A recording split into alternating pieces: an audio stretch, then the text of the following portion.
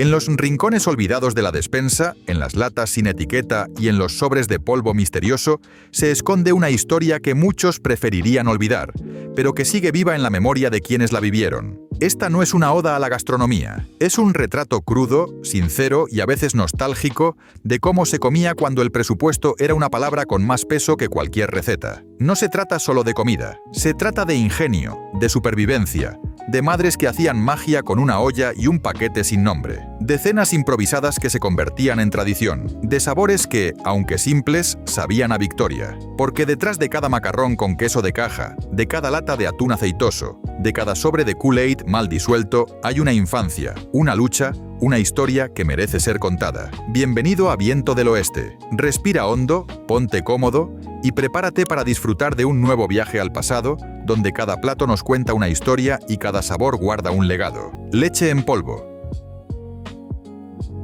Necesaria, pero jamás un placer. La leche en polvo jamás fue un gusto, era una obligación. Se mezclaba en una jarra de plástico con la esperanza de que los grumos desaparecieran. Nunca lo hacían. Olía a tiza y sabía como un reto. Si la bebías caliente, era un castigo, no una bebida. Pero se vertía en el cereal, se añadía al puré de papas, se mezclaba con masas para hornear porque tenía que estar. La leche normal era cara. La en polvo venía en sobres de papel gigantes y duraba una eternidad.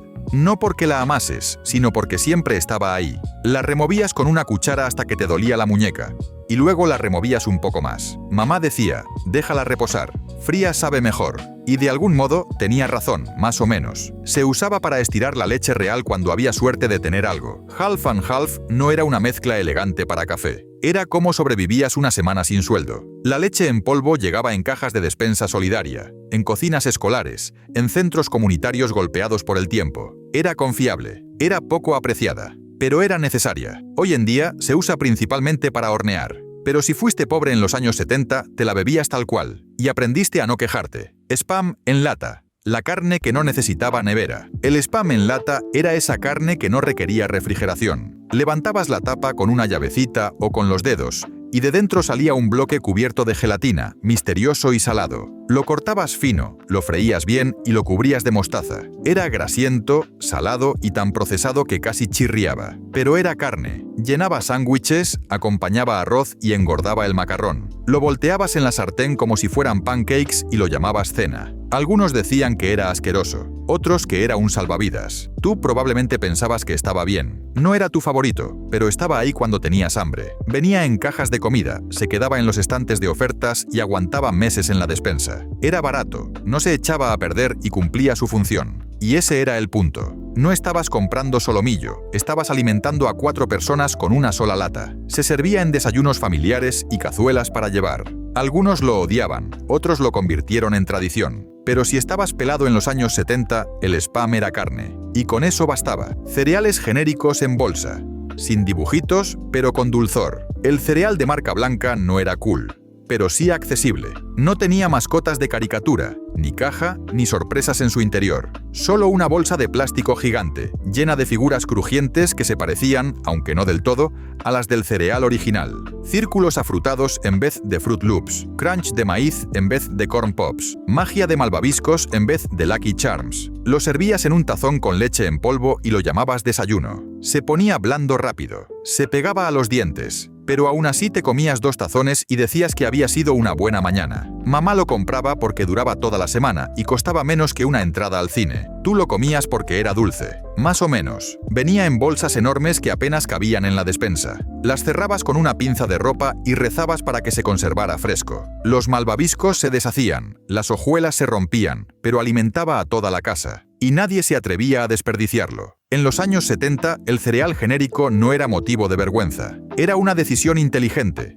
Y si tenías suerte, hasta venía en versión chocolate. Pan del día anterior. El tesoro escondido de quien sabe buscar.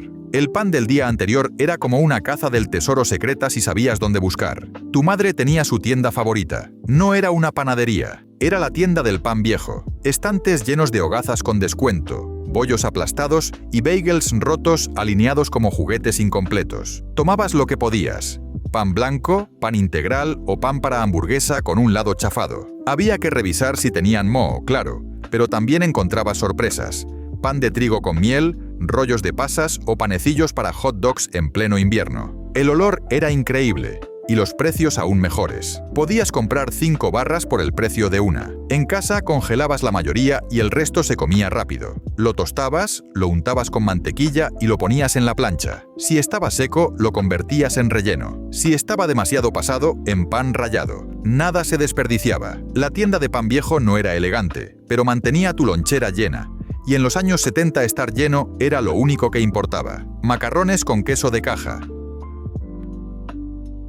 Cena, estrategia y esperanza. Los macarrones con queso en caja no eran solo una cena, eran una estrategia de supervivencia. La caja costaba menos de $1 y podía alimentar a toda una familia si sabías cómo hacerlo. Fideos tipo codo, un sobre con polvo naranja fosforescente y un chorrito de leche si tenías. Si no, solo agua, quizás un poco de margarina o no, y removías hasta que se volvía espeso, caliente y con apenas suficiente sabor a queso. No era gourmet, pero era rápido, saciante y garantizaba que nadie se quejara demasiado. A veces le añadías salchichas en rodajas o atún enlatado. Otras veces era solo macarrón con queso y una oración. La caja decía para 4. Pero si hacía falta, lo estirabas hasta para 6. No se trataba de sabor, se trataba de que todos recibieran su cucharón. El polvo nunca se disolvía del todo y los fideos se pegaban entre sí, pero tenía ese algo que te hacía sentir que te estabas saliendo con la tuya. No había pan rallado gourmet ni aceite de trufa.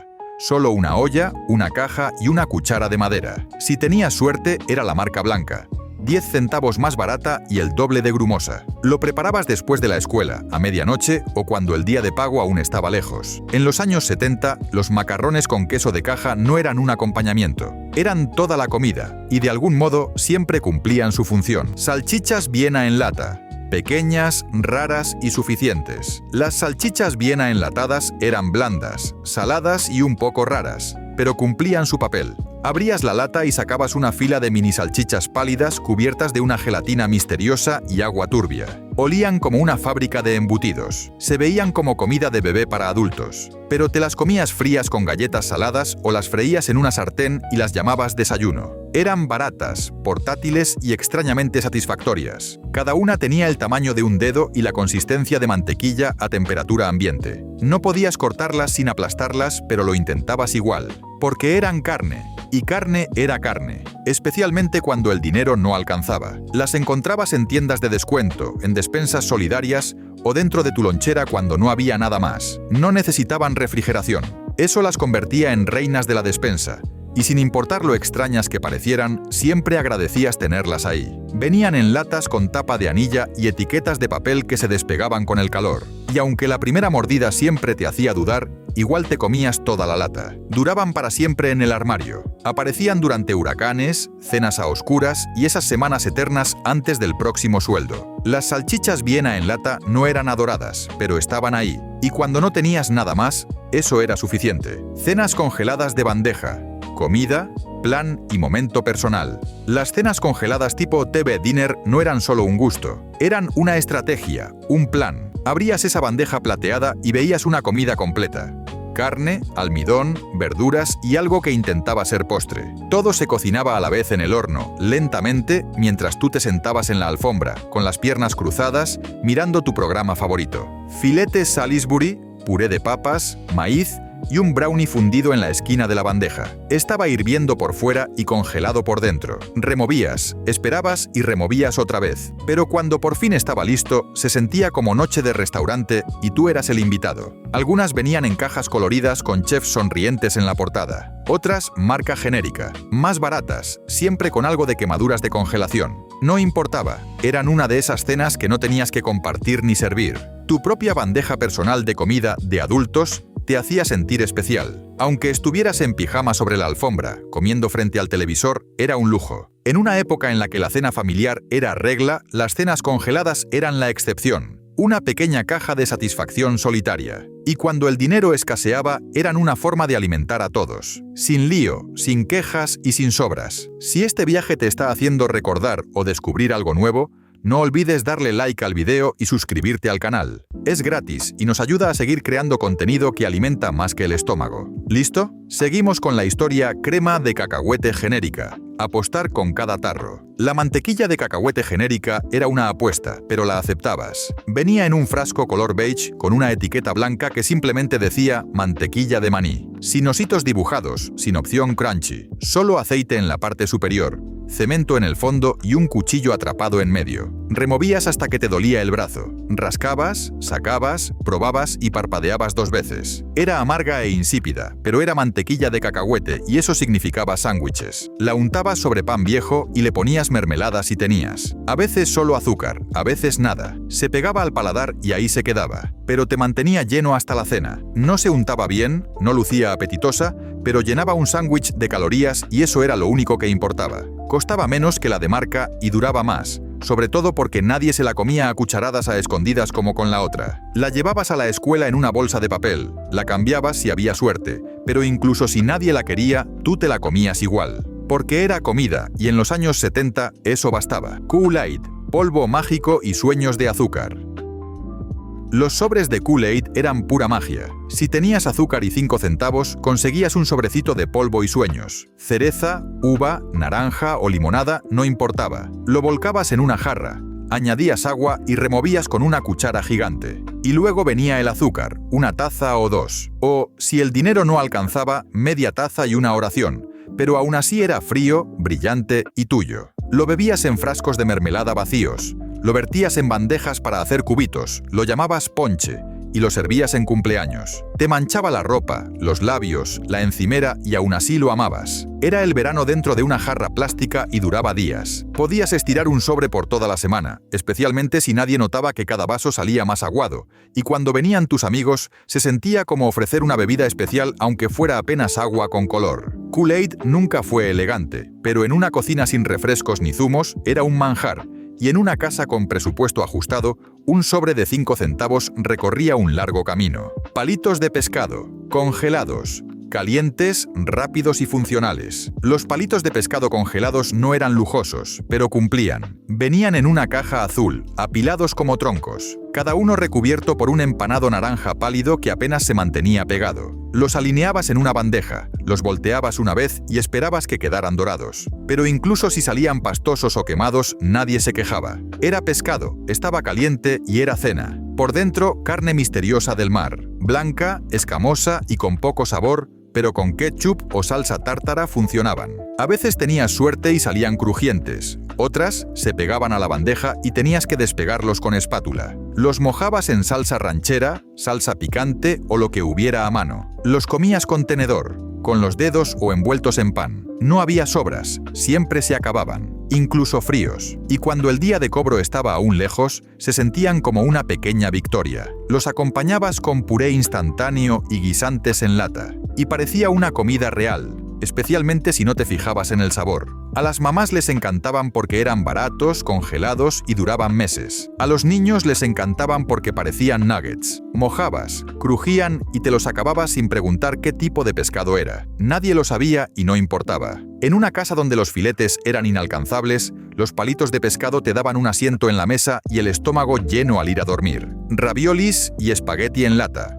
Infancia y supervivencia en un plato. Los raviolis o espagueti enlatados eran el consuelo de la infancia y la pobreza servida en un plato. Chef Boyardee no era solo un nombre, era un salvavidas. Abrías la lata, volcabas el contenido en una olla o en un tazón para microondas y listo, comida instantánea. La salsa era dulce, los fideos blandos y la carne sospechosa. Pero no te importaba. Sorbías esos raviolis como si fueran gourmet y comías espagueti como si viniera de la abuela italiana. Si tenías suerte, había pan para limpiar el plato. Si no, simplemente lo lamías. Era caliente y saciante. Te hacía sentir que la cena estaba resuelta, incluso cuando la despensa estaba casi vacía. Podías comerlo directamente del pote, de la lata o de un bol desconchado con una cuchara rota. Era mejor que el almuerzo escolar.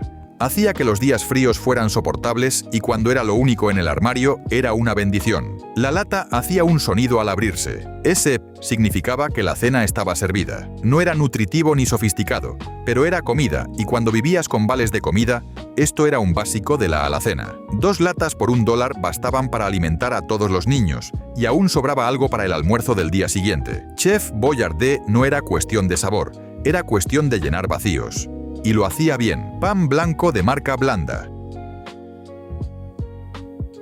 Barato, suave y milagrosamente versátil. El pan blanco de marca Blanca era barato, suave y apenas se sostenía, pero era el pegamento de tu lista de la compra. Venía en una bolsa de plástico tan fina que se rompía con solo mirarla. Nada de etiquetas bonitas ni promesas de granos integrales. Solo 50 rebanadas de esponja pura que te salvaban la semana. Si lo presionabas, se convertía en nada. Si le untabas mantequilla de cacahuete, se rompía. Se pegaba al paladar como pegamento, pero servía. Servía para sándwiches, para tostadas francesas o para pan rallado y con eso bastaba. Lo enrollabas en bolitas y te lo comías así cuando no había otra cosa. Hacías grilled cheese, tostadas de atún o torres de mortadela. Se deshacía fácil, pero hacía que cada comida rindiera un poco más. Era tan suave que parecía un capricho, incluso sin sabor. Algunas hogazas eran más aire que masa, pero incluso el aire era alimento si tenías que llenar el plato. Y cuando se ponía duro, lo convertías en pudding, en crutones o lo dabas a los pájaros y lo llamabas caridad.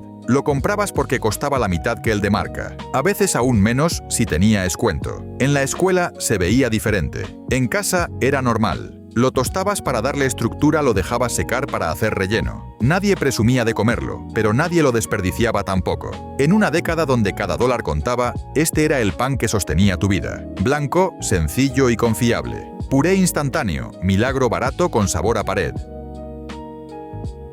El puré de papas instantáneo era un milagro, incluso si sabía a pasta de pared. Solo tenías que añadir agua, tal vez un poco de margarina y revolver hasta que los copos se convirtieran en algo esponjoso. Venía en caja o en sobre, y nadie seguía las instrucciones al pie de la letra. Lo estirabas, lo aguabas, le añadías sal hasta que supiera a algo y luego lo servías con orgullo. Aparecían grumos, polvo sin disolver, a veces una capa extraña en la parte superior si se enfriaban muy rápido, pero seguían siendo papas y eso era suficiente. Podías mezclarlas con maíz enlatado o salsa sobrante para que pareciera intencional. Los niños se quejaban, pero igual se lo comían. Los padres suspiraban, pero igual lo servían. Porque nada superaba una montaña de papas falsas y calientes en una noche fría. Las papas reales tomaban tiempo, estas no. Permanecían meses en la despensa, listas para convertirse en guarnición en cualquier momento. Le echabas salsa si tenías, mantequilla si eras afortunado, o ketchup si estabas desesperado. En los hogares pobres, el puré instantáneo no era un atajo, era el plato principal. Parecían comida, llenaban como comida y costaban menos que una bolsa de papas reales. Atún en aceite, el héroe oleoso de la despensa. El atún en aceite era un héroe de la alacena, grasiento, oloroso y 100% aprobado por el presupuesto. En ese entonces, el atún en agua era considerado un lujo. El estándar era el de aceite y olía como si pudiera vaciar una habitación, pero lo abrías igual, escurrías lo que podías y te ponías a cocinar. Ensalada de atún, cazuela de fideos con atún, tostadas con atún o sorpresa de atún. Era proteína barata que llegaba literalmente en oleadas. Lo mezclabas con mucha mayonesa o con muy poca. Igual terminaba entre 2 rebanadas de pan o en una ensalada fría con pasta y guisantes. Y lo comías como si fuera normal, porque lo era. El aceite dejaba huellas en todo. Tus manos, las encimeras, incluso el gato si no tenías cuidado. Volvía el pan blando, hacía que la nevera oliera por días, pero era cena o almuerzo o desayuno en los días duros. Tostadas de atún, galletas con atún, atún en todo. Sobrevivías con eso porque siempre estaba ahí, al fondo de la alacena, esperando. Duraba meses, venía en paquetes múltiples y estaba de oferta seguido. El aceite era un desastre. La lata dejaba un olor imborrable, pero te daba un almuerzo completo y a veces hasta sobras. En casas donde la carne era rara y los productos frescos demasiado caros, el atún enlatado era lo más cercano a algo saludable y siempre cumplía. Salchichas y restos de mortadela, realeza del descuento. Los extremos de hot dogs y mortadela eran la realeza del rebusque cárnico. Medio carne, baratos e imposibles de arruinar. La versión normal era costosa, pero si sabías pedir, en el mostrador de carnes te daban los extremos, los sobrantes y las formas raras. Las piezas que no podían vender al precio completo y tú las aceptabas encantado. Pedazos de salchicha, losas de mortadela, incluso rodajas de salami que parecían pasadas por una trituradora. Todo iba a la sartén. Lo freías, lo asabas, lo hervías o te lo comías frío sobre pan blanco. Salado, raro y delicioso. A veces te tocaban rebanadas enteras, otras solo trozos y recortes. pero todo sabía igual una vez en la sartén. Le ponías cebolla si tenías, huevos si eras afortunado. Era charcutería de la pobreza y funcionaba. A nadie le importaba si se veía raro. Era almuerzo, era proteína y casi no costaba nada. Los restos de carne eran un arma secreta. Podías hacerlos rendir por días, alimentar a todo el grupo y aún tener algo para mezclar con los huevos del día siguiente. En los años 70, así era como se ganaba el juego del supermercado. Cada bocado de aquella época era más que alimento. Era contexto, era historia, era una declaración silenciosa de que, aunque poco, lo que había alcanzaba. Y aunque hoy esos sabores nos arranquen una sonrisa o una mueca, también nos recuerdan de dónde venimos y por qué nunca debemos olvidar. Si te gustó este viaje al pasado, deja tu like, suscríbete al canal, comenta cuál de estos platos marcó tu infancia y comparte este video con alguien que recuerde lo mismo. Nos vemos en el próximo viaje al pasado.